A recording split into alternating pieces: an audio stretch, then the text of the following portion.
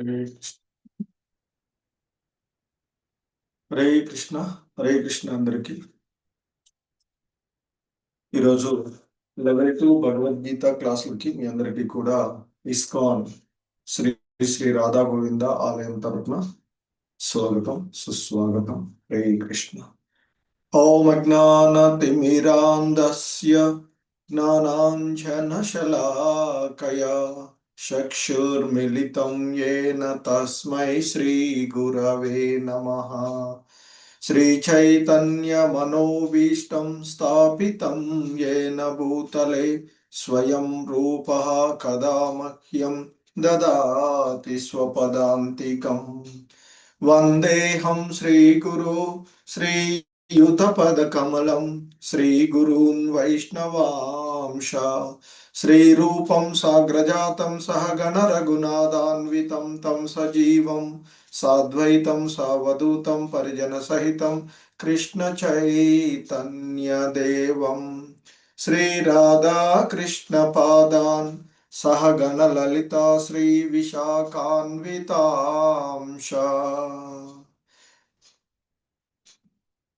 हे कृष्णा करुणा सिंधु दीनबंधु जगत्पते गोपेश गोपिका कांत राधा कांत नमोस्तुते. तप्त कांचन गौरांगी राधे वृंदावनेश्वरी वृषभानुसुते देवी प्रणमामि हरिप्रिये. वाञ्छाकल्पतरुभ्यश्च कृपा सिन्धुभ्य एव च पतितानां पावनेभ्यो वैष्णवेभ्यो नमो नमः. नमो ओं विष्णुपादाय कृष्णप्रेष्ठाय भूतले श्रीमते भक्तिवेदान्त स्वामिनिति नामिने. नमस्ते सारस्वते देवे गौरवाणी प्रचारिणे निर्विशेष शून्यवादी पाश्चात्य देशतारिणे.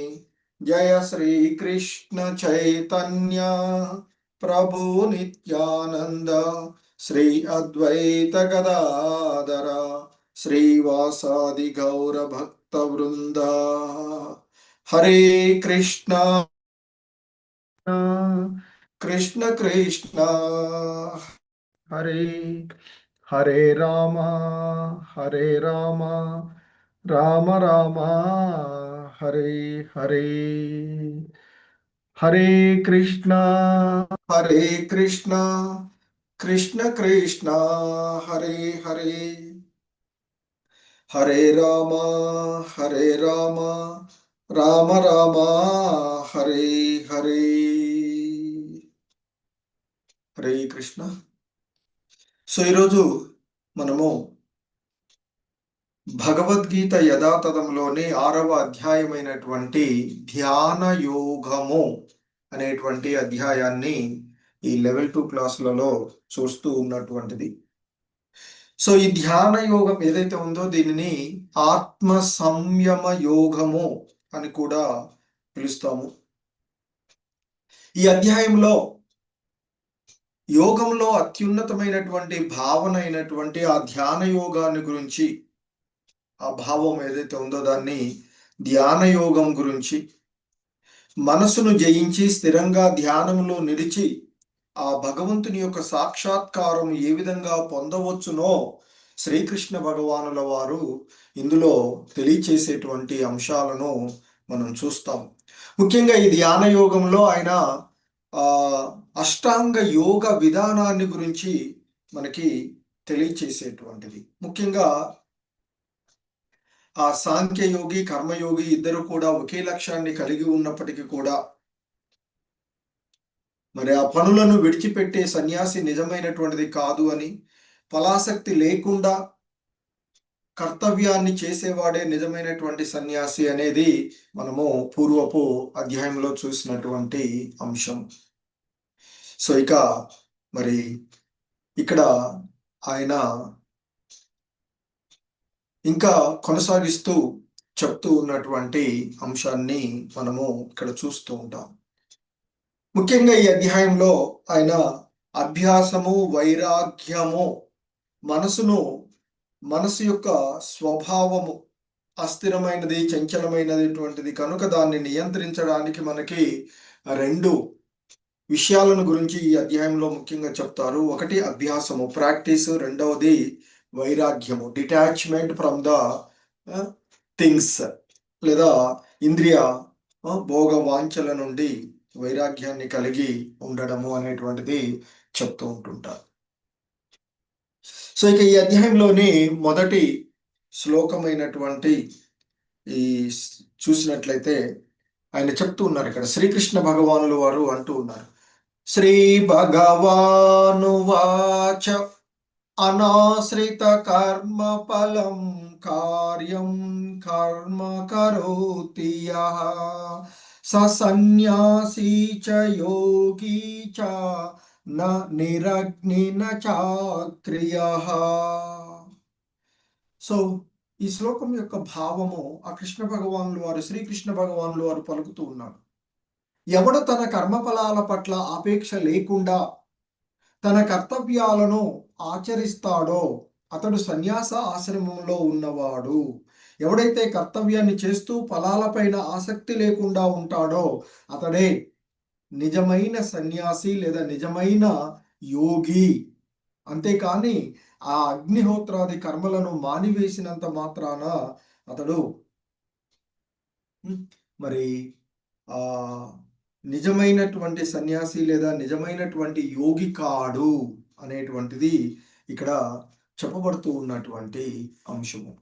సో ఎందుకంటే మనకి సాధారణంగా ఇక్కడ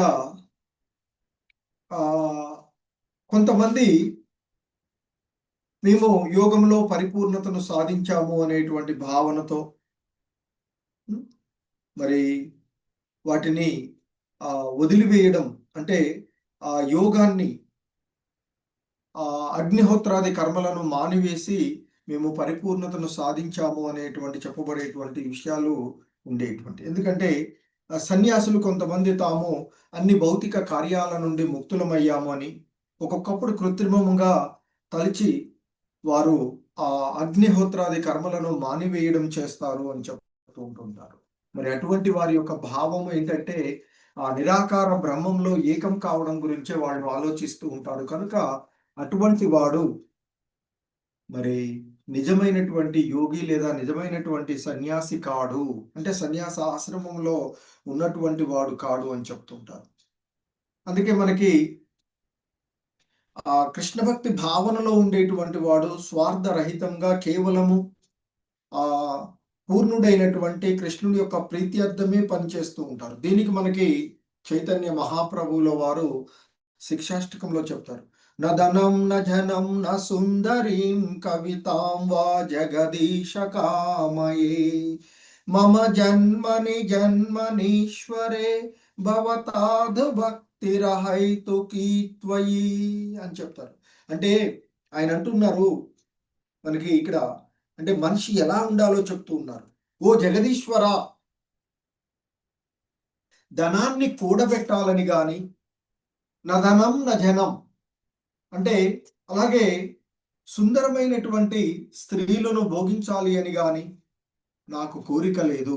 నదనం న జనం న సుందరీం కవితాం వా జగదీశ కామయే, నాకు అటువంటి కోరిక ఏమీ లేదు.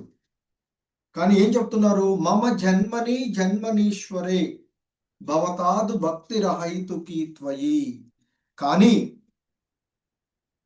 అంటే అనేక మంది అనుయాయులు కూడా నాకు వద్దు, కానీ నాకు కావలసినటువంటిది ఏంటంటే జన్మ జన్మలకు నా జీవితంలో నేను కేవలము నీ యొక్క భక్తియుత సేవను అనే నిర్హేతుకమైనటువంటి కరుణనే కోరుకుంటాను అని చెప్తుంటారు. అది భక్తుడు కోరుకునేటువంటి అంశంగా చెప్పబడుతూ ఉంటుంది. సో అంతేగాని మరి ఆ నిరాకార బ్రహ్మంలో అది కూడా స్వార్థం ఏం చెప్తారు, భగవతికమైనటువంటి కోరికగానే చెప్పబడుతూ ఉంటుంది. సో ఇంకా అందుకే చెప్తున్నారు, యం సన్యాసమితి ప్రాహు యోగం తం విద్ధి పాండవ నహ్యాసన్యస్త సంకల్పో యోగి భవతి కచ్చన. సో ఇంకా చెప్తున్నారు ఇక్కడ ఆయన, ఓ పాండుకుమారా, ఏది సన్యాసం అని పిలువబడుతుందో అదే యోగము. అంటే భగవంతునితో జోడించేటువంటి విధానమే యోగము అని చెప్తున్నారు. సో కనుక ఆ కృష్ణ భగవానులు వారు అర్జునుడితో చెప్తున్నారు, ఏది సన్యాసము అని పిలువబడుతుందో అది యోగం అని నీవు తెలుసుకోవాలి అర్జున అంటూ చెప్తున్నారు. ఎందుకంటే ఇంద్రియ భోగ వాంఛలను, అంటే ఈ భౌతికమైనటువంటి ప్రాపంచకమైనటువంటి కోరికలను విడిచిపెట్టనిదే ఎవడు కూడా యోగి కాలేడు అంటూ చెప్తున్నారు. ఎందుకంటే నిజమైనటువంటి సన్యాస యోగము లేదా భక్తి అంటే మనిషి జీవునిగా తన యొక్క సహజ స్థితిని తప్పక తెలుసుకోవడమే. అలా సహజమైనటువంటి స్థితిని తెలుసుకొని దానికి అనుకూలంగా పనిచేయడమే నిజమైనటువంటి సన్యాసము లేదా భక్తి. అంటే మనల్ని మనము ఆ భగవంతుని యొక్క దాసులుగా భావించి అంటే మన యొక్క వాస్తవికమైనటువంటి ధర్మాన్ని తెలుసుకొని ఆ భగవంతునికి భక్తియుతమైనటువంటి సేవలో ఆ భగవంతుని యొక్క దాసుడిగా అతనికి ఆయన్ని ఆనందింప చేయడమే ప్రతి జీవుడి యొక్క కర్తవ్యంగా చెప్పబడుతూ ఉన్నటువంటిది. అంతేకాని జీవుడికి వేరే స్వతంత్రం అంటూ ఏదీ లేదు అనేటువంటిది చెప్పబడుతుంది. ఎందుకంటే జీవుడు అనేటువంటి వాడు ఆ భగవంతుని యొక్క తటస్థ శక్తి. బాహ్య, ఆంతరిక మరియు తటస్థ శక్తులు అనే 3 రకాలైనటువంటి శక్తుల్లో జీవుడు తటస్థ శక్తి. ఉంటే ఇటు బాహ్య శక్తి, భౌతికమైన శక్తి లేదా ఆధ్యాత్మిక శక్తి ఏదో ఒక దాంతో అతడు మమేకమై ఉండవలసినటువంటిదే. కానీ మనం ఏం చేస్తున్నాం, ఈ భౌతికమైనటువంటి అంశాల ఎడ ఉండడం వల్ల ఆసక్తులమై ఈ భవబంధనాలలో చిక్కుకొని పోతూ ఉన్నాం, బద్ధులమవుతూ ఉన్నారు. ప్రకృతి యొక్క గుణాల చేత చిక్కబడుతూ ఉన్నటువంటిది.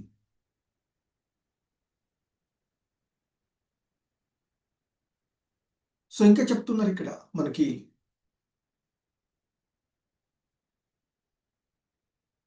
ఆరు వృక్షోర్మునేర్యోగం కర్మ కారణముచ్యతే యోగారూఢస్య తస్యైవ శమ కారణముచ్యతే. సో ఇంకా చెప్తున్నారు ఇక్కడ ముఖ్యంగా ఆ యోగారోహణము ముఖ్యం ఇక్కడ చెప్తున్నాడు. అంటే యోగ పద్ధతిలో ప్రారంభ దశలో ఉన్నటువంటి వానికి కర్మ సాధనగా చెప్పబడినది అంటూ చెప్తూ ఉన్నటువంటిది. యోగంలో ఉన్నతమైనటువంటి స్థితికి చేరుకున్నటువంటి మనిషికి సమస్త భౌతికమైనటువంటి కర్మల యొక్క విరమణే సాధనగా చెప్పబడింది అంటూ చెప్తూ ఉన్నటువంటిది.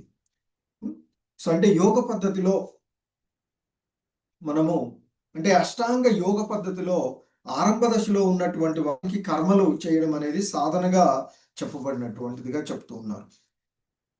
సాధారణంగా ఇంతకుముందు చెప్పబడినట్లుగా మనిషి తనను తాను భగవంతునితో జోడించుకునేటువంటి పద్ధతే యోగము అని పిలువబడుతుంది. మరి ఆ మహోన్నతమైనటువంటి యోగానుభూతిని పొందడానికి ఆ ఉన్నటువంటి నిచ్చెనతో ఆ యోగం ఏదైతే ఉందో అది మనకి చెప్పబడుతూ ఉన్నటువంటిది. ఒక నిచ్చెన లాంటిది. ఆత్మానుభూతిని పొందడానికి, ఆ భగవద్ధామాన్ని చేరుకోవడానికి మనకున్నటువంటి ఒక సోపాన క్రమంగా ఇది చెప్పబడుతూ ఉన్నటువంటిది. మనకి సాధారణంగా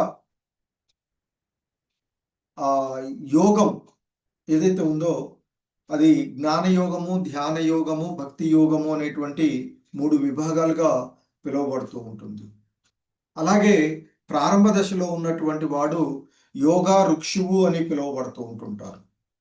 అలాగే చివరి మెట్లో ఉన్నటువంటి వాడు యోగా రూఢముగా పిలువబడేటువంటి అంశాన్ని మనము చెప్తూ ఉంటాం.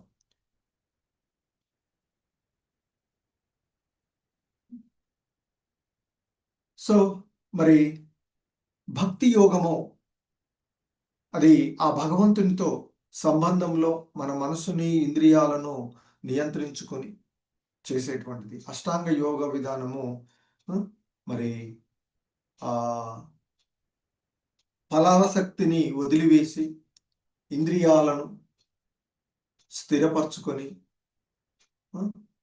మనసుని మనసును నియంత్రించుకునేటువంటి విధిగా చెప్పబడేటువంటి విధానం. సో మనకి సాధారణంగా మనము కర్మకాండంలో నిమగ్నమయ్యేటువంటి వాళ్ళు సాధారణంగా ఈ ఫలాసక్తితో ఫ్రూటివ్ వర్కర్స్ అన్నట్టు. సో మరి మనకి ఆ వేదాలలో చెప్పబడినటువంటి మధురమైనటువంటి వాటికి ఆకర్షితులై వివిధ రకాలైనటువంటి కర్మకాండల్లో నెలకొని ఉన్నతమైనటువంటి లోకాలకు చేరుకోవడము, కానీ తిరిగి మళ్ళీ ఇటు వచ్చేటువంటిది. సో కానీ ఎవరైతే ఇక కర్మ యోగంలో నిష్కామ కర్మ అంటే ఫలాసక్తిని వదిలివేసి కర్మకాండంలో నిమగ్నం అవుతూ ఉంటారో వారు ఒక స్థితి, ఒక స్టెప్ మీదలో వచ్చినటువంటి వాళ్ళుగా చెప్తుంటారు.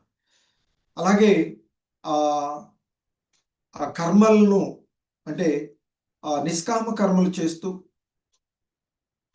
ఆ యోగ అంటే ధ్యానం మనము తపస్సు చేస్తూ ఆ భగవద్ విజ్ఞానాన్ని పొందడము ఏదైతే ఉందో అది జ్ఞానయోగంగా చెప్తారు. ఆ తర్వాత అష్టాంగ యోగము. ఇక్కడ కూడా ఫలాసక్తిని వదిలివేయడము, జ్ఞానాన్ని పొందడము, మనసును నియంత్రించుకోవడము, 8 విధాలుగా అష్టాంగ యోగ విధానంలో 8 అంగాల ద్వారా పరమాత్ముని ధ్యానంలో నిమగ్నమయ్యి చివరికి సమాధి స్థితిలో నెలకొనేటువంటి విధంగా మనకి చెప్పబడుతూ ఉండేటువంటిది. ఇక అంతిమ దశ ఏదైతే ఉందో అది భక్తి యోగంగా చెప్తాము. ఆ భగవంతుని ప్రేమపూర్వకమైనటువంటి దేవాది దేవునికి ఆ కృష్ణ భగవానుల వారికి ప్రేమపూర్వకమైనటువంటి సేవ చేసేటువంటి విధానమే భక్తి యోగము అని పిలువబడేటువంటిది ఇక్కడ మనకి. సో కనుక ఈ విధంగా వివిధ అంచెల ద్వారా మనము అంటే వీటన్నిటిలో కూడా అత్యుత్తమైనటువంటి అంశము భక్తి యోగంగా చెప్పబడేటువంటి. సో ఈ భక్తి యోగము అంటే ఆ మిగతా యోగాలన్నిటికీ యొక్క తుది గమ్యము భక్తి యోగము అని ఇది క్రమానంలో భక్తి యోగాన్ని చేరుకునేటువంటి విషయం. కర్మయోగము, జ్ఞానయోగము, అష్టాంగ యోగం ఇది సోపాన క్రమం. అత్యుత్తమమైనటువంటిది భక్తి యోగ విధానం. సో ఇంకా చెప్తున్నారు యదా హి నేంద్రియార్థేషు న కర్మస్వనుసజ్జతే సర్వసంకల్ప సన్యాసి యోగరూఢస్తదోచ్యతే. సో ఇంకా చెప్తున్నారు ఎప్పుడైతే ఒక వ్యక్తి సమస్త ఇంద్రియ వస్తు విషయముల నుండి అంటే సమస్త ఇంద్రియ వస్తువుల విషయముల పట్ల మరియు కర్మల పట్ల ఆసక్తి రహితంగా ఉంటాడో, ఫలాసక్తి రహితంగా, ఆ వ్యక్తి యోగ శాస్త్రంలో ఉన్నతమైనటువంటి స్థానాన్ని పొందినటువంటి వాడుగా చెప్పబడుతూ ఉన్నటువంటిది. ఎందుకంటే ఆ ఇంద్రియ వస్తు విషయాల పట్ల అలాగే తాను చేసేటువంటి కర్మల పట్ల ఆసక్తి రహితంగా ఉన్నటువంటి వ్యక్తి మరి దేనిని గురించి ఆలోచించడు, దేని గురించి కలవరపడడు. కనుక అతడు యోగంలో ఉన్నతమైనటువంటి స్థితులకి చేరుకున్నటువంటి వాడుగా చెప్పబడుతూ ఉన్నటువంటిది. సో ఇంకా చెప్తూ ఉన్నారు ఇక్కడ మరి యోగారోహణం అని పిలువ ఉత్తరేదాత్మనాత్మానం నాత్మానమవసాదయేత్ ఆత్మైవ హ్యాత్మనో బంధుః ఆత్మైవ రిపురాత్మనః. సో మానవుడు తన యొక్క మనసు సహాయంతో తనను తాను తప్పక ఉద్ధరించుకోవాలే గాని తన ఆత్మను పతనం చేసుకోకూడదు. మనసు బద్ధజీవునికి మరి మిత్రుడు మరియు శత్రువు కూడా అని ఇక్కడ చెప్పబడుతూ ఉన్నటువంటిది.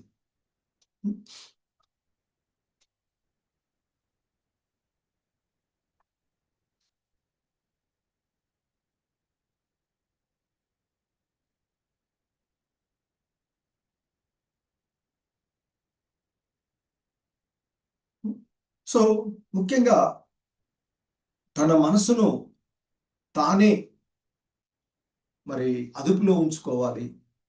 అందుకే మనసు మనకి ఆ బద్ధజీవుడికి మిత్రుడు మరియు అదే శత్రువులాగా, అదే మనిషికి మిత్రులాగా ఉంటుంది, అదే శత్రువులాగా ఉంటుంది అనేటువంటి విషయాన్ని ఇక్కడ మనకి చెప్తూ ఉన్నారు.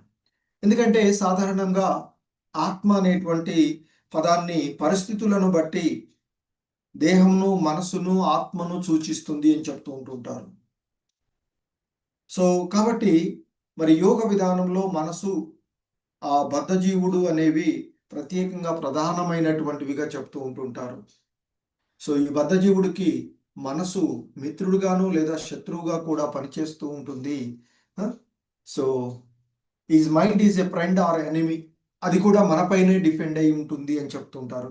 మన మనసు మనకి మంచి మిత్రుడిలాగా ఉండవచ్చు, లేదా ఒక శత్రువులాగానే ఉండేటువంటి అంశాన్ని మనం గమనించవచ్చు.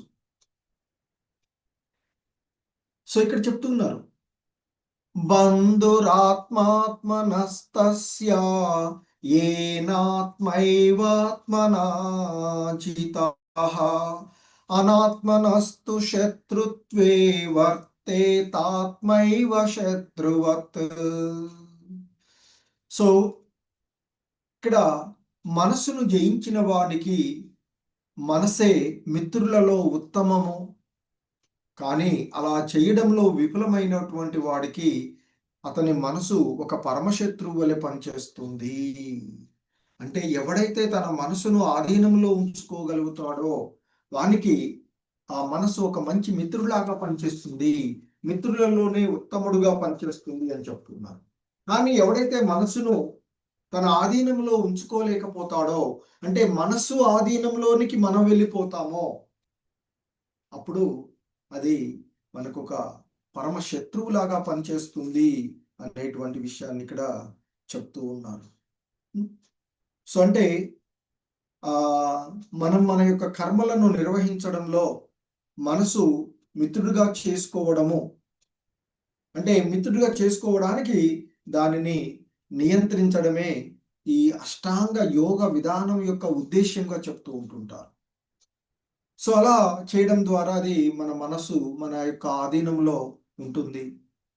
అంటే తద్వారా అది మంచి మిత్రుడిలాగా ఉండి, మరి ఒక మంచి మిత్రుడు మనకి ఉన్నప్పుడు అది మనసు మన యొక్క ఆదేశాలను పాటిస్తుంది, ఇంద్రియ భోగముల నుండి అనాసక్తమై ఉంటుంది, జీవాత్మకు శ్రేయస్సును కలిగించే వాటిని మాత్రమే స్వీకరిస్తుంది అని చెప్తున్నారు. తద్వారా అతడు ఆధ్యాత్మికంగా పురోభివృద్ధి చెందే అవకాశం ఉంటూ ఉంటుంది. అలాగే మరి మనస్సు మన యొక్క ఆధీనంలో లేదు అనుకోండి, అంటే మనసు మనకు ఒక శత్రువులాగా పనిచేస్తుంది అనుకున్నాం. సో ఎప్పుడైతే మనస్సు మన ఆధీనంలో ఉండదో అప్పుడు మనము ఆ కామము, క్రోధము మరియు లోభము వంటి ఆ పాపపూరితమైనటువంటి కోరికల వెంట పరిగెడుతుంది మనసు అని చెప్తుంటారు. అలా కామ, క్రోధ, లోభ ఆ పాపపూరితమైనటువంటి కోరికలు మనలో కలిగినప్పుడు మనము ఆ సన్మార్గము నుండి పక్కదారి పడుతుంది. అలాగే ఇంద్రియ భోగ వాంఛలపై ఆసక్తి కలుగుతూ ఉంటుంది. అదే దుఃఖ కారణమైనటువంటి పరిస్థితులలో మనిషిని పడవేస్తుంది అని చెప్తూ ఉంటుంటారు. సో కనుక మన మనస్సు మనకి ఒక జస్ట్ లైక్ ఏ ఫైర్ అని చెప్తుంటారు. Mind is like fire. When controlled it can make miracles happen. ఎప్పుడైతే మన మనసు మన యొక్క ఆధీనంలో ఉంటుందో అద్భుతాలను సృష్టించవచ్చు. ఎలాగైతే ఒక అగ్ని ద్వారా మనము చిన్న చిన్న పనుల నుండి పెద్ద పెద్ద విమానాలు, రాకెట్ల వరకు కూడా అగ్నిని ఉపయోగించుకొని మనం పనులు చేసుకోవచ్చు. ఎప్పుడు మన కంట్రోలింగ్లో ఉన్నప్పుడు. Fire is control. కానీ కంట్రోల్ లేనప్పుడు, when it is uncontrol, out of control, uncontrol అనుకోండి, ఫైర్ అగ్ని మన యొక్క ఆధీనంలో లేదనుకోండి, అది తన పరిధిలో ఉన్న మొత్తాన్ని కూడా దహించి వేసేస్తూ ఉంటుంది. సో మనసు కూడా అదే.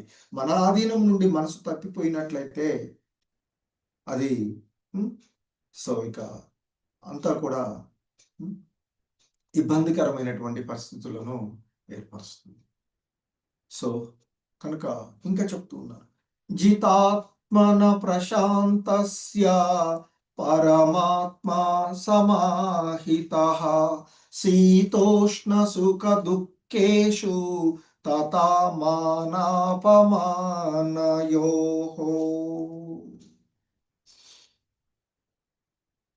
సో ఇక్కడ మరి మనస్సును జయించినటువంటి వాడు, మనసు ఆధీనపరుచుకున్నటువంటి వాడి గురించి చెప్తూ ఉన్నారు. మనసును జయించిన వాడు శాంతిని పొందిన కారణంగా పరమాత్ముని అదివరకే సమీపించి ఉంటాడు. ఎవడైతే మనసును జయించి మనసు అతని యొక్క ఆధీనంలో ఉంటుందో అతడు శాంతియుతంగా ఉండగలుగుతాడు. తత్కారణంగా అతడు అంతకుముందే ఆ భగవంతుడితో తన యొక్క సంబంధాన్ని, అంటే ఒక రకంగా చెప్పాలంటే ముక్త స్థితిలో ఉన్నటువంటి వాడుగా అతడు చెప్పబడుతూ ఉన్నటువంటి వాడు. ఎవడైతే ఈ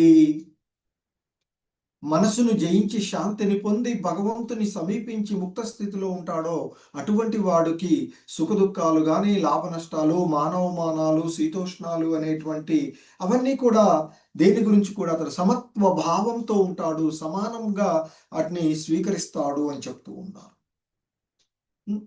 సో కనుక భగవద్భక్తుడు ఎప్పుడు కూడా సుఖదుఖాలు, లాభ నష్టాలు, మానవమానాలు అనేటువంటి ద్వంద్వాల చేత ప్రభావితుడు కాడు. అలా ఆ ప్రభావితం కాకుండా ఉండేటువంటి స్థితి ఏదైతే ఉందో ఆ స్థితే ఆచరణీయమైనటువంటి సమాధి స్థితి అని చెప్పబడుతుంది. సో ఇంకా చెప్తూ ఉన్నారు ఇక్కడ, జ్ఞాన విజ్ఞాన తృప్తాత్మా కూటస్థో విజితేంద్రియః యుక్త ఇత్యుచ్యతే యోగి సమాలోష్టాశ్మకాంచనః. యుక్త ఇతి యుచ్యతే యోగి, ఇత్యుచ్యతే యోగి అని చెప్తున్నారు. యుక్త అంటే ఇక్కడ ముఖ్యంగా ఆ భగవంతుడితో సంబంధం కలిగి ఉన్నటువంటి వాడే యుక్త, అంటే ఆత్మానుభూతికి యోగ్యుడు. సో మరి ఇత్యుచ్యతే యోగి అని చెప్పబడుతున్నటువంటి సో కాబట్టి మరి ఆ భగవంతునితో సంబంధాన్ని కలిగి ఉన్నటువంటి వాడు యోగి. ఇక్కడ చెప్తున్నారు, మనిషి తాను పొందినటువంటి జ్ఞాన విజ్ఞాన విచక్షణ చేత, ఆ జ్ఞాన విజ్ఞాన ప్రభావము చేత పూర్తిగా సంతుష్టుడు అయినప్పుడు ఆత్మానుభవంలో నెలకొని వానిగా చెప్పబడి యోగిగా పిలువబడతాడు అని చెప్తున్నారు. అతడు మరి దివ్యత్వంలో నెలకొని ఆత్మ నిగ్రహంతో ఉంటాడు. అలా దివ్యత్వంలో నెలకొని ఆత్మ నిగ్రహంలో ఉన్నటువంటి స్థితప్రజ్ఞుడు మట్టైనా, రాళ్ళైనా, బంగారమైనా అతనికి అన్నీ ఒకే దృష్టిలో చూడబడేటువంటిది. సో కాబట్టి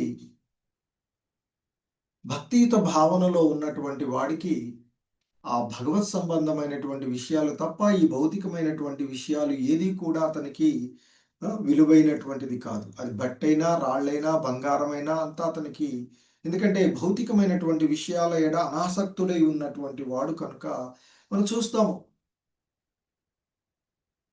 మనము ఈ బంగారము లేదా వెండి ఇవన్నీ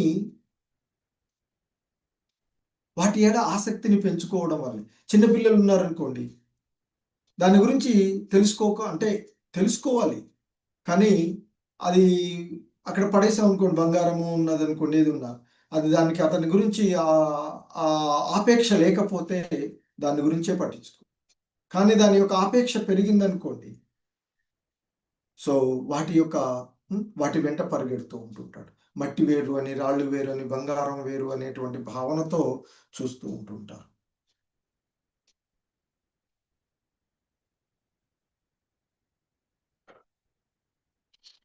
సుహృన్మిత్రార్యుదాసీన మధ్యస్థ ద్వేష్య బంధుషు సాధుష్వపి చ పాపేషు సమబుద్ధిర్విశిష్యతే. సో ఇక్కడ సుహృత్ అని చెప్పబడుతుంది, అంటే స్వభావరీత్యా శ్రేయోభిలాషులు. అలాగే మిత్ర అంటే అనురాగము కలిగినటువంటి మిత్రులు, అరి శత్రువులు. సో అంటే ఇక్కడ చెప్పబడుతున్నటువంటి అంశం ఏంటంటే నీతిమంతులైనటువంటి శ్రేయోభిలాషులను, మంచి మిత్రులను, అంటే అనురాగం కలిగినటువంటి మిత్రులను, తటస్థులను, మధ్యవర్తులను, దేశించే వారిని, బంధువులను, శత్రువులను, పుణ్యులను, పాపులను సమబుద్ధితో ఆదరించేటువంటి వ్యక్తి మానవులలో సర్వశ్రేష్ఠుడుగా పరిగణించబడతాడు అంటూ చెప్తూ ఉన్నటువంటి. సో కాబట్టి ఎవరినైనా ఇంతకుముందు చెప్పిన విద్యా వినయ సంపన్నే బ్రాహ్మణే గవిహస్తిని అంటూ చెప్పండి. సో కాబట్టి ఇలా ఎవరినైనా అందరినీ కూడా సమత్వ భావనతో చూసేటువంటి, సమానమైనటువంటి బుద్ధితో చూడగలిగేటువంటి వాడే మానవులలో సర్వశ్రేష్ఠుడు అంటూ చెప్తూ ఉన్నారు శ్రీకృష్ణ భగవానుల వారు ఇక్కడ. ఎందుకంటే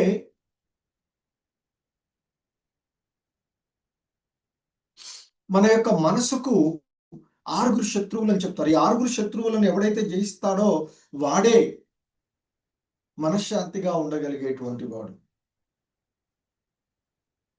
మరి ఎవరు 6 ఎనిమీస్ అంటే, 6 శత్రువులు అంటే మనకి కామ, క్రోధ, లోభ, మోహ, మద, మోహ, మాత్సర్యాలు. కామ, క్రోధ, లోభ, మద, మోహ, మాత్సర్యాలు అనేటువంటి ఈ 6 శత్రువులు. ఈ 6ంటిని వదిలివేసినప్పుడే జీవుడు ప్రశాంతంగాను, ముక్త స్థితిలోను, భక్తియుతమైనటువంటి సేవలో నిమగ్నం అవ్వగలడు అని చెప్తున్నారు. సో దానికి ఈ అష్టాంగ యోగ విధానము ఒక సాధనము. సో దానిని ఇక్కడ మనకి చెప్తున్నారు. ఇంతకుముందు చెప్పినట్లుగా యోగము అంటే కనెక్టింగ్ టు ద గాడ్, ఆ భగవంతునితో సంధానం చేసుకునేటువంటిది. సో ఈ యోగాల్లో అనేక రకాలైన కర్మయోగము, జ్ఞానయోగము, అష్టాంగ యోగము, భక్తి యోగము. సో ఇక్కడ ఈ అధ్యాయంలో మనకి అష్టాంగ యోగ విధానాలను గురించి ఆ భగవంతుడు తెలియచేస్తూ ఉన్నాడు. అంతేగాని కమర్షియల్గా ఇక్కడ మనం చూసేటువంటి ఇవన్నీ కాదు యోగ విధానాలు అంటే. మరి ఏంటి అష్టాంగ యోగ విధానము అని అంటే ఇక్కడ దాంట్లో ఉండేటువంటి అంగాలు.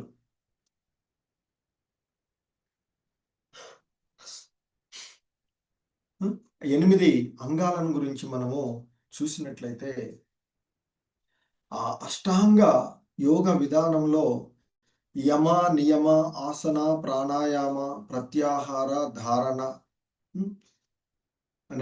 ధారణ ధ్యానం, సమాధి స్థితి అనేటువంటి 8 అంగాలతో కూడుకున్నటువంటిదే ఈ అష్టాంగ యోగ విధానము. సో సాధారణంగా యమ అంటే నైతిక నియమాలు అని చెప్తుంటుంటారు, అంటే సానుకూలమైనటువంటి నియమాలు, అంటే ఇతరుల పట్ల సానుకూలమైనటువంటి ఆ నియమాలు అని చెప్తుంటారు. ఉదాహరణకి సాధారణంగా చేయవలసిన అహింసాయుతంగా ఉండడము, ఏ జీవి అహింస అంటే ఏ జీవికి కూడా హాని కలిగించకుండా ఉండడము, సత్యము, మాట, మనసు, క్రియలలో నిజాయితీతో ఉండడము,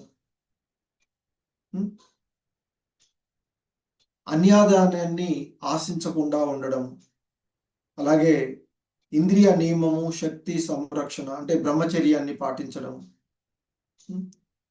మరి అనవసరమైనటువంటి వస్తు సేకరణ లేకుండా ఉండడము మనకి ఈ యమ అని చెప్తుంటారు. చేయవలసినటువంటి అంటే సానుకూలమైనటువంటి నియమాలుగా చెప్తూ ఉండేటువంటి యమ. మరి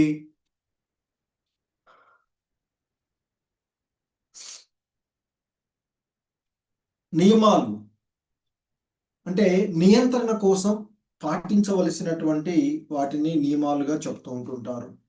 అంటే నియంత్రణ, ప్రతికూలమైనటువంటి నిషేధాలుగా చెప్తూ ఉంటుంటారు.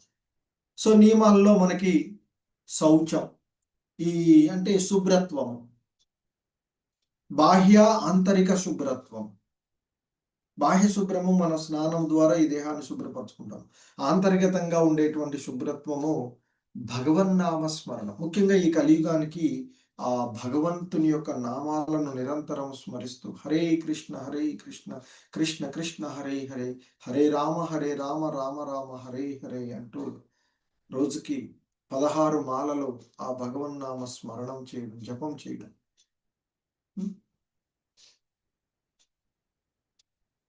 సో ఇక అంటే అలా శుభ్రత్వాన్ని కలిగి ఉండడం, అలాగే సంతోషం, మనసుకు సంతృప్తికరంగా ఉండేటువంటి పనులలో నిమగ్నం అవ్వడము, అలాగే తపస్సులను ఆచరించడం. అంటే శారీరక, మనో, ఇంద్రియ శ్రమ ఆ నియమాన్ని గురించి మనకు తపస్సులు చెప్తూ ఉంటుంటాయి. అలాగే స్వాధ్యాయం అంటే శాస్త్రాధ్యాయము, జపం చేయడము, అలాగే దైవార్చనం చేయడం, ఇవి మనకి నియమాలుగా చెప్పబడుతూ ఉండేటువంటివి. ఇక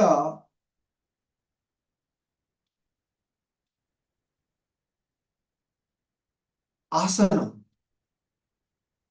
మనం శరీరాన్ని స్థిరంగా సుఖంగా ఉంచేటువంటి భంగిమలు ఏవైతే ఉన్నాయో వాటినే ఆసనాలు అని చెప్తుంటుంటారు. సో ఇవి వివిధ రకాలైనటువంటి ఆసనాలు మనకి ముఖ్యంగా శరీరాన్ని నియంత్రించేటువంటి విధానంలో కూర్చుండేటువంటి ఆ శరీరాన్ని స్థిరంగా మరి సుఖంగా ఉంచేటువంటి భంగిమలు. సో మరి ఈ ఆసనం వలన ఏమవుతుందంటే శరీరం ఆరోగ్యంగా ఉండి ధ్యానానికి అడ్డంకులు లేకుండా చేసేటువంటివిగా చెప్తూ ఉంటుంటారు. ఇక ఆసనం అయిన తర్వాత మరొకటి ప్రాణాయామం. సాధారణంగా శ్వాసను నియంత్రించుకునేటువంటి విషయమే ప్రాణాయామం. ఎందుకంటే ప్రాణశక్తి నిలకడ కాగానే మనసు కూడా నిలకడగా స్థిరంగా ఉంటుంది. ఎందుకంటే మనసు చంచలమైనటువంటిది. అటువంటి ఆ చంచలమైనటువంటి మనసును స్థిరంగా నిలకడగా ఉంచాలి అంటే మనము శ్వాస నియంత్రణ అవసరం అవుతుంది అని చెప్తారు. సాధారణంగా శ్వాస నియంత్రణ మనము పూరకము, కుంభక, రేచక రూపంలో ఉంటూ ఉంటుంది. అంటే పూరకం అంటే శ్వాసను ఇన్హేల్ చేయడం.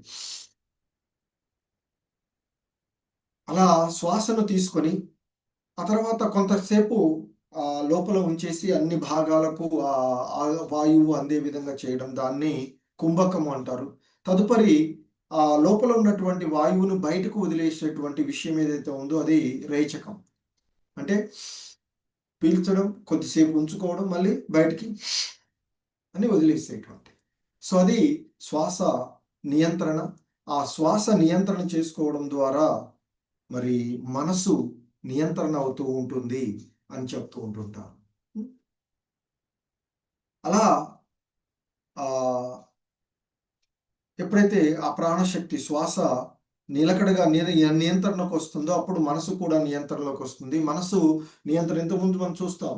ఈ దేహము అనేటువంటి రథానికి కట్టబడినటువంటి గుర్రాలే ఆ ఇంద్రియాలు. సో ఆ కళ్యాలేంది మనసు.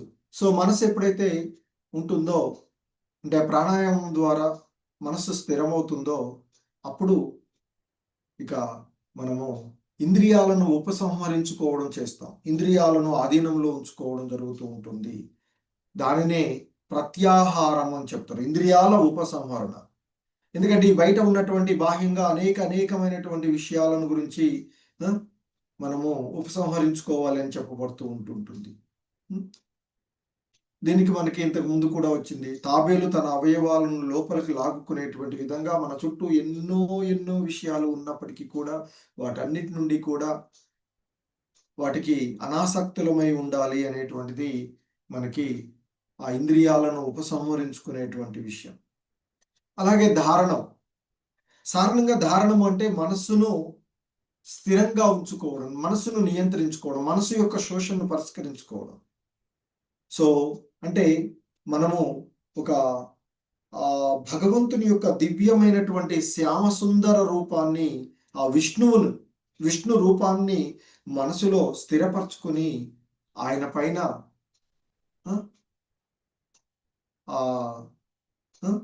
మరి నిలుపుకోవడమే మనకి ధారణం. మనసును నియంత్రించుకోవడం, ఒక భగవంతుని యొక్క శ్యామ సుందర రూపాన్ని ఏర్పరచు. అంతేగాని ఇక్కడ ధారణము అంటే ఇక్కడ సాధారణంగా శూన్యం పైకు ఏదో కాదు, ఏదైనా ఒక మంత్రం మనకి మహామంత్రం. ఈ కలియుగంలో మనకున్నటువంటి కల్మషాల నుండి బయటపడేసేటువంటి మంత్రం హరే కృష్ణ కృష్ణ కృష్ణ హరే హరే, హరే రామ రామ రామ హరే. అలా అనుకుంటూ ఉంటే మనసు నియంత్రించబడుతుంది. లేదా ఒక శ్యామ సుందరమైనటువంటి రూపాన్ని, భగవంతుని యొక్క రూపాన్ని మనసులో ఏర్పరచుకొని ఆ రూపాన్ని చూస్తూ ఉంటే మనసు నియంత్రించబడుతుంది. సో అలా మనసు నియంత్రించబడి చంచలత్వం తగ్గిపోయిన తర్వాత ధ్యానం అంటే నిరంతరము ఆటంకం లేకుండా అవిచ్ఛిన్నంగా ధారణము అంటే భగవంతుని మనము మీద మనసు నిలపగలిగితే అదే ధ్యానము అంటే ఆ విష్ణువు పైన ధ్యానము అని చెప్తుంటారు. సో ఇక ఎప్పుడైతే ఆ విధంగా భగవంతుని పైన ధ్యానంలో నిమగ్నమై ఉండి మనము ఇక నిరంతరము ఆ భగవంతుని యొక్క ధ్యాసలోనే ఉన్నట్లయితే అటువంటి స్థితిని, బాహ్యమైనటువంటి దేనిని గురించి కూడా ఆలోచించకుండా భగవంతుని గురించి మాత్రమే ఆలోచిస్తూ ఉండేటువంటి విషయం ఏదైతే ఉందో అది సమాధి స్థితి అని చెప్తూ ఉంటుంటారు. అంటే ధ్యానంలో ఉన్నటువంటి వాడు ధ్యానించేటువంటి విషయము, ధ్యానము రెండు కూడా ఏకమైపోయేటువంటి స్థితి. దాన్నే సాధారణంగా ఆత్మ సాక్షాత్కారం, పూర్తి మైమర్చుట, పూర్తిగా చెప్పబడేటువంటి విషయంగా మనకి ఉన్నటువంటిది. సో దీనికే మనకి వివిధ రకాలైనటువంటి అంశాలను యోగి సర్వదా దేహాన్ని, మనసును, ఆత్మను భగవంతుని సంబంధంలోనే వినియోగించాలి అనేటువంటిది ఇక్కడ చెప్పబడుతూ ఉన్నటువంటిది. దేన్ని తీసుకోకుండా నియమం. సో మనకి సాధారణంగా యుక్తాహార విహారస్య యుక్త శ్రేష్టస్య కర్మసు యుక్త స్వప్నావబోధస్య యోగో భవతి దుఃఖః. మనకు కొన్ని నియమాలు, ఆహారము, నిద్ర, విహారము, పనులు వంటి వాటిలో క్రమపరుచుకోవాలని చెప్తారు. అలా క్రమపరుచుకున్నటువంటి వాళ్ళే యోగంలో స్థిరంగా ఉండగలుగుతూ ఉంటారు. అదే నియమాలు మనకి చెప్పబడుతుంది. అలాగే ఎక్కువగా తినడం కానీ, తక్కువ తినడం కానీ లేకుండా, అతి ఎక్కువ నిద్రపోవడం కానీ, అతి తక్కువ నిద్రపోవడం కానీ లేకుండా నియమాలను పాటించాలి అనేటువంటిది మనకి చెప్పబడుతున్నటువంటిది. అలాగే ఇంతకుముందు చెప్పినట్లుగా ఆసనం, యోగ సాధన చేయడానికి ఏకాంత ప్రదేశంలో ఆసనం తయారు చేసుకొని దానిపైన కుషగడ్డి, జింక చర్మము మరియు ఒక వస్త్రమును ఒకదానిపైన ఒకటి వేసుకొని ఆసనం మరీ ఎత్తులో కానీ లేదా మరీ లోయలో కానీ కాకుండా సమతల పీఠంలో ఉండాలి అని చెప్తూ ఉంటుంటారు. అలా ఆసనం మీద కూర్చుని ఇంద్రియాలను, మనసును స్వాధీనపరచుకొని ఏకాగ్ర చిత్తంలో ఆత్మశుద్ధి కోసం యోగాభ్యాసం చేయాలి అని చెప్పబడినటువంటిది.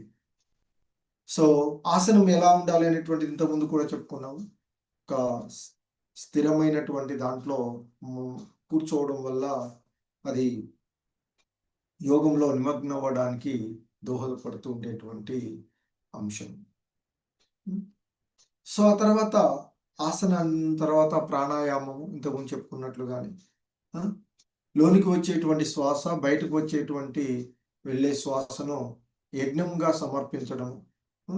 సో ఆ ప్రాణశక్తి నియంత్రణలో నిమగ్నమై ప్రాణాయామాన్ని నిష్ఠతో అభ్యాసం చేస్తూ ఆ లోనికి వచ్చేటువంటివి వాయువుని, బయటకు వెళ్ళేటువంటి ఆ శ్వాసలను నియంత్రణ చేస్తూ ఉండేటువంటి విషయం. ఇక ప్రత్యాహారము ఇంతకుముందు చెప్పుకున్నట్లుగా నిరంతరం మనసుని ఆ భగవంతుని యందే నిలిపి క్రమశిక్షణ మనస్సును కలిగి యోగి భౌతిక అస్తిత్వాన్ని ఆపివేయడం ద్వారా మరి ఆ భగవంతుని యందు పరమశాంతితో స్థితుడై భగవద్ రాజ్యాన్ని పొందుతాడు అని చెప్తున్నారు ప్రత్యాహారం ద్వారా. ఇక ధారణం అనేటువంటిది సంపూర్ణమైనటువంటి క్రమశిక్షణతో మనసును అన్ని స్వార్థపూరితమైనటువంటి వాంఛల నుండి వెనక్కు మరల్చి పరమశ్రేష్టమైనటువంటి ఆత్మ శ్రేయస్సు మీదనే లగ్నం చేసేటువంటిది మనకి ధారణము. అటువంటి వారు యోగంలో సమస్త ఇంద్రియ కోరికలకు అతీతంగా ఉంటారు అని చెప్తారు. ఇక ధ్యానము నిశ్చలమైనటువంటి స్థితిలో, ఎలాగైతే గాలి వీచని స్థితిలో దీపము కదలకుండా స్థిరంగా ఉంటుందో, అదే మాదిరిగా మనసును వశమునందు ఉంచుకున్నటువంటి యోగి ఆ భగవంతుని యొక్క ధ్యాసలో, ఆ భగవంతుని రూపం పైన, భగవంతుని యొక్క నామాల పైన స్థిరమైనటువంటి బుద్ధితో ధ్యానంలో ఉండేటువంటి స్థితి ధ్యానం. సో ఇక చివరి స్థితి అయినటువంటి ఆ సమాధి స్థితి అనబడేటువంటి పూర్ణత్వ స్థితి. ఆ స్థితిలో మనసు సమస్త మానసిక కలాపాల నుండి యోగాభ్యాసం చేత నిరోధించబడి ఉంటారు అని చెప్తారు. శుద్ధమైనటువంటి మనసుతో ఆత్మను వీక్షింపగలుగుట మరియు ఆత్మయందే ఆనందాన్ని సుఖమును అనుభవించుట ఎందును అతనికి గల సమర్థతను బట్టి పరిపూర్ణత్వ స్థితిని నిర్ధారించవచ్చు అని చెప్తున్నారు. అట్టి ఆనందమయ స్థితిలో పవిత్రమైనటువంటి ఇంద్రియముల ద్వారా అనుభవమునకు వచ్చేటువంటి అపరిమిత దివ్యానందంలో మానవుడు ప్రతిష్ఠి అయి ఇక్కడ అతడు సత్యము నుండి వైదొలగకుండా దానికి మించినది మరొకటి లేదు. అంటే ఆ దివ్యానందాన్ని భగవత్ సంబంధంలో అతడు అనుభవించేటువంటి ఆనందమే దివ్యమైనటువంటి ఆనందంగా. సో ఇక మరి దేనిని గురించి అతడు ఆలోచించకుండా మరి ఆ చితి శక్తి అంటే ఆంతరంగిక శక్తి, దివ్యమైనటువంటి శక్తి, సో దాని ఎందే అతడు స్థితిలో నిలిచి గొప్ప కష్టమునైందైనా చెలించకుండా, ఎందుకంటే అతడికి దృఢమైనటువంటి నిశ్చయం, విశ్వాసంతో ఉండడం వల్ల ఏ విషయాన్ని గురించి కూడా అతడు చెలించడు. ఇక భౌతికమైనటువంటి సంపర్కం చేత ఉత్పన్నమయ్యేటువంటి సకల దుఃఖాల నుండి మరి పొందబడేటువంటి వాస్తవికమైనటువంటి ముక్తి అంటే ఇదే అని చెప్తూ ఉన్నారు. ఎందుకంటే అతడు ఇక సమాధి స్థితిలో ఉండేటువంటి వాడు, ఆ కృష్ణ భక్తి భావనలో ఉన్నటువంటి వాడు ఏమాత్రము భంగపాటు కలిగించకుండా తన కార్యంలో అతడు సదా నిమగ్నమై ఉంటాడు. ఎటువంటి అవరోధాలు కానీ అతనికి ఆటంకాన్ని ఏర్పరచవు అని చెప్పబడుతూ ఉన్నటువంటి అంశం. హరే కృష్ణ. జగద్గురు శ్రీల ప్రభుపాదకి జై. సో ఇక్కడ ఆపేద్దాము. మరికొన్ని అంశాలను రేపటి క్లాస్లో చూద్దాం. హరే కృష్ణ.